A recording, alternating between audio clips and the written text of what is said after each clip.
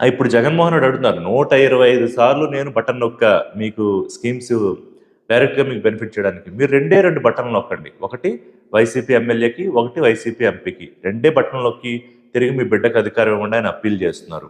Though it looks a very genuine appeal. అయితే ముందే మనం చెప్పుకున్నట్టుగా కేవలం సంక్షేమం మాత్రమే ఒక రాజకీయ పార్టీని తిరిగి అధికారంలోకి తీసుకొస్తుందా అంటే, గతంలో తెలుగుదేశం పార్టీ ఓడిపోకూడదు, రాజస్థాన్‌లో కాంగ్రెస్ ఓడిపోకూడదు, తెలంగాణలో కేసీఆర్ ఓడిపోకూడదు.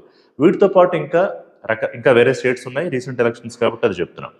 అయితే వీటితో పాటు ఇంకా ఏవో ఫ్యాక్టర్స్ ప్రభావితం చేస్తున్నాయి ఎన్నికల్లో గెలుపోటముల్ని. ఓటరు చాలా గ్రాటిట్యూడ్‌తో ఇదిగో మా ఇంట్లో ముసలాళ్ళకో, లేతే మా ఇంట్లో వృద్ధులకో, మా ఇంట్లో పిల్లలకో, లేతే మా ఇంట్లో ఆటో డ్రైవర్‌కో ఈ బెనిఫిట్ జగనన్న ఇచ్చాడు అని చెప్పి చాలా మటుకు తిరిగి ఆయనకి గ్రాటిట్యూడ్ చూపించడానికి ఓటేసే అవకాశాలే ఎక్కువున్నాయి ఖచ్చితంగా. అందుకే ఇప్పుడు కూటమి వర్సెస్ జగన్మోహన్ రెడ్డి 151 మంది ఎమ్మెల్యేలతో తిరిగి మళ్ళీ